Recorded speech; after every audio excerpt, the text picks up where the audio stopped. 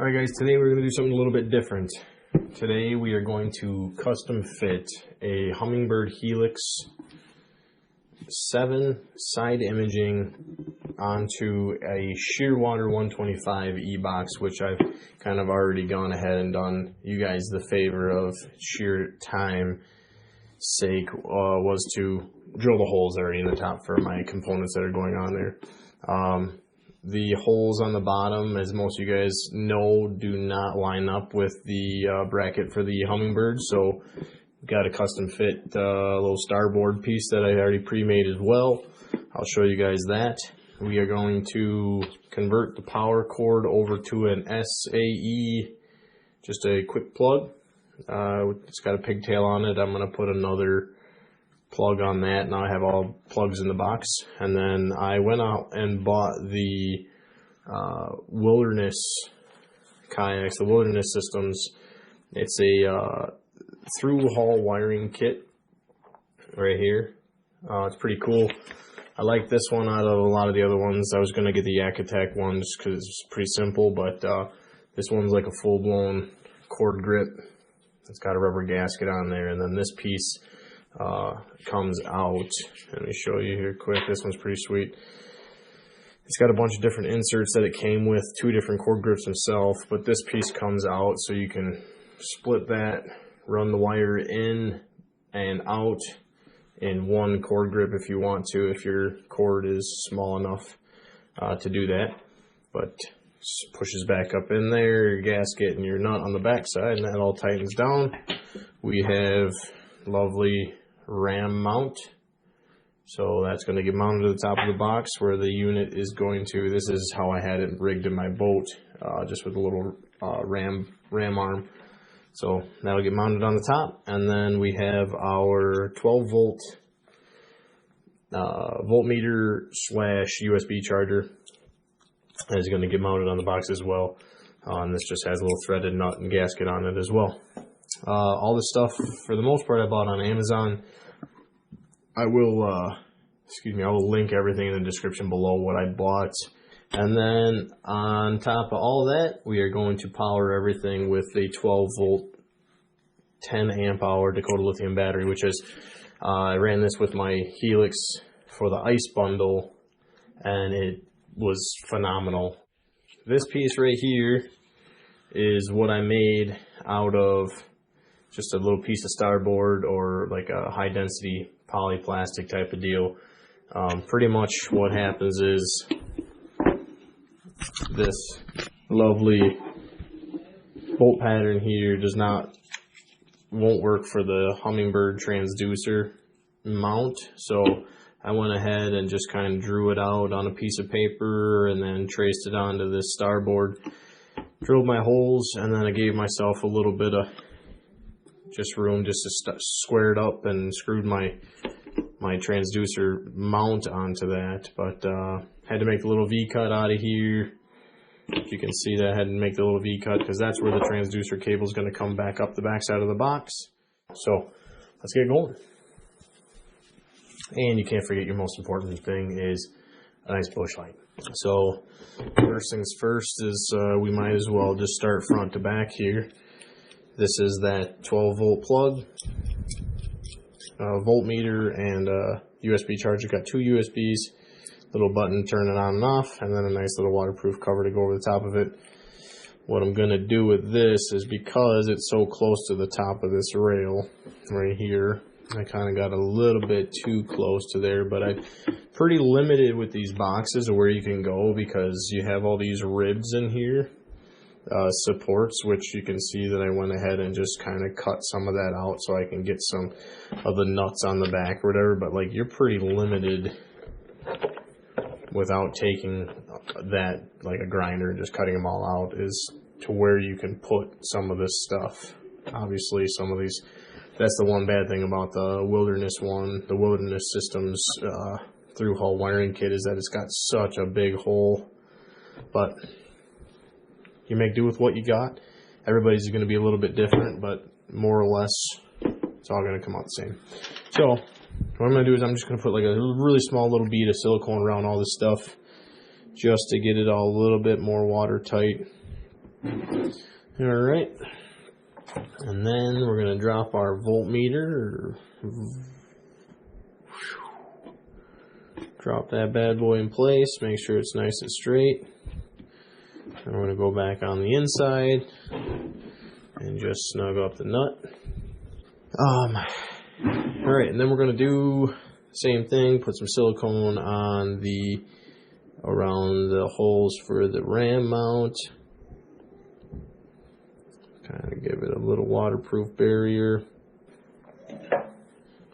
Definitely got to have that to where the ram is forward, just so you know what the brand is, you know. Here, I mean, these got a nice big flat on them, so I'm not even going to bother putting washers on this end, but I will put washers and lock washers on the other side. Yeah, maybe not even lock washers, because I bought lock nuts anyways. Put some washers here.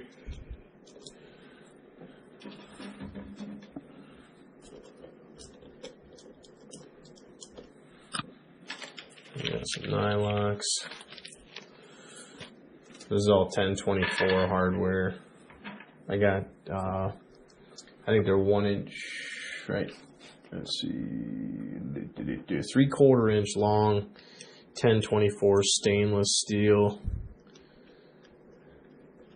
bolts. And then, like I said, flat washer, and then these are little nylock nuts. You don't have to go overboard like I do with all the stuff, but it is nice to know that your stuff is going to be nice and secure and you're not going to be losing it. Tighten all that up.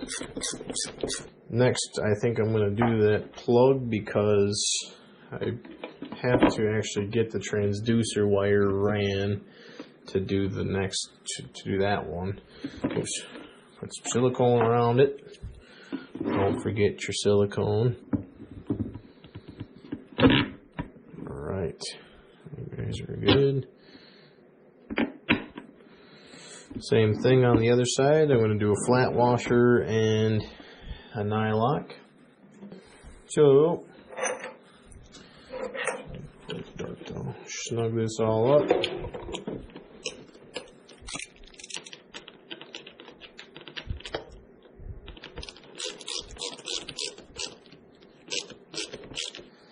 Alright, 3 out of 4 done. I might go and grab a little chunk of paper towel to just kind of wipe up some of that silicone. So next thing is going to be, I gotta get the transducer cable mounted inside of the box. So my plan is to have the bulk of the cable just kind of sitting in here. Don't crank on them because it just spin those inserts right out of there, but you want them nice and snug. You don't want that board going anywhere. So,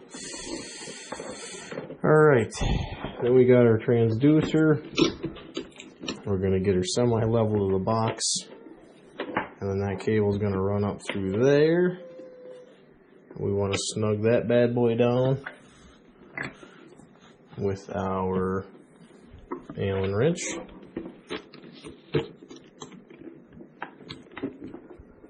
I'm a big fan of leaving these things just a little bit looser than most, just in case you hit something.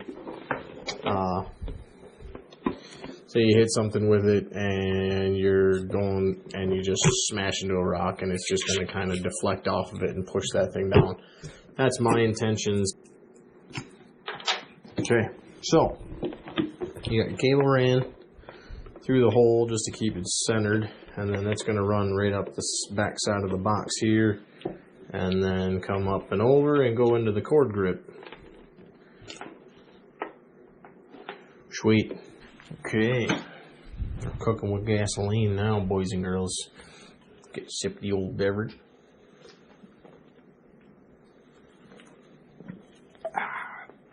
Okay, so And this is nice. This is what I like about this, because this is just going to go right over the wire, and you don't have to worry about trying to push anything through these. This big rubber gasket's got 2 slices in the sides, and then it's just going to cinch down on that wire real nice and tight. Put your in and out through the gasket, just like that. And then you're going to take your cord grip, the big threaded insert, shove that rubber gasket right back through there.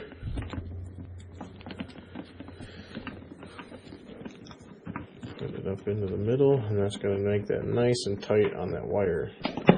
Alright, pop that back down into there. And we're going to have a nice little loop here. I can shove a little bit of this extra back into there, and then we're going to have enough for a loop to connect to our transducer. Like I said, I can play around with the length on these a little bit. It's pretty doable. It's got a little threaded nut on the inside that you're just going to cinch down on that gasket. It doesn't need to be super tight, because all that stuff inside of there is already on that transducer cable. It's already pretty dang tight. Got your voltmeter, ram mount, Wilderness Systems cord grip, and a SAE 12 volt plug. And the power cable ran for that. Okay, next step is start to tinker with the wiring.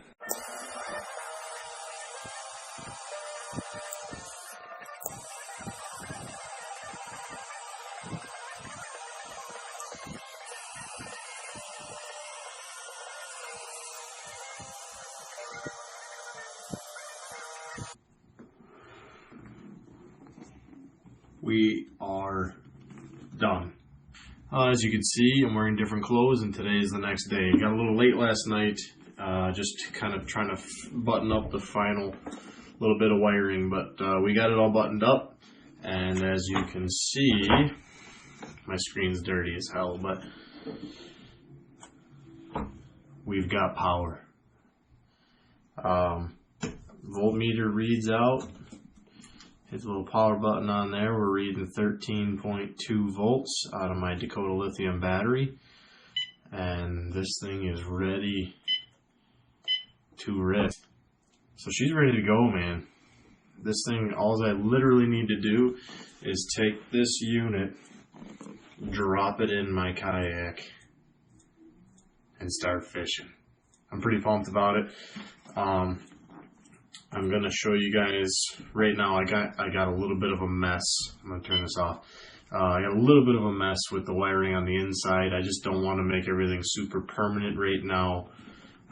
Before I go out on the water and test it all out, make sure everything's gonna work okay. But I left this stuff like a little long just to have a little extra wiring. You know, if I have an issue down the road with my power cable or something like that, I want to be able to have a new. Be able to put a new connection on there without having to completely buy a whole new wire. So on the inside, I have my Dakota Lithium 12 volt, 10 amp hour battery going to the power cable with a fuse built in to a SAE, man, I really like filling C. SAE plug to a Y splitter to a power cable that goes to the 12 volt voltmeter, which this has an inline fuse in it as well. It came with it, so I just ran with it. It's a little on the long side, but that's okay.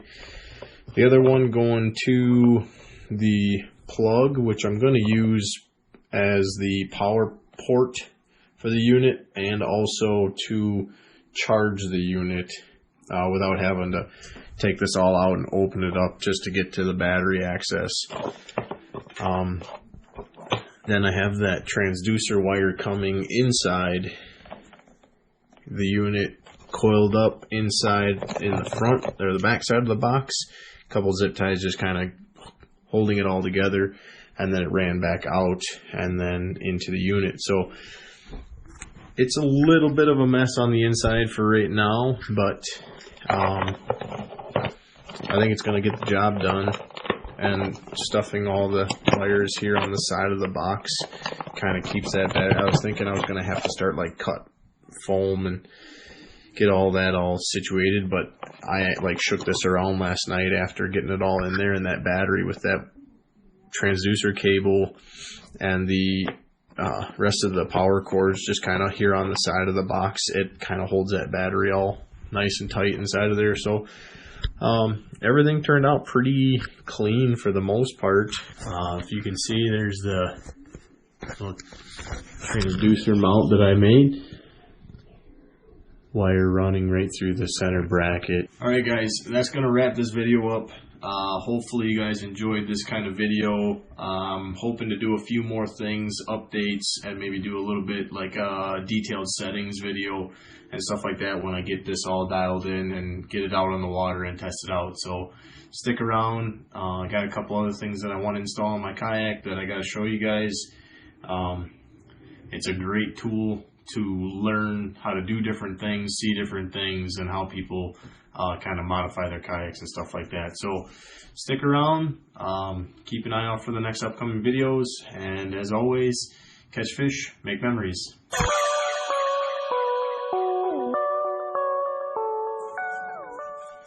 Maybe if I didn't have somebody last night, I would have drilled my holes straight.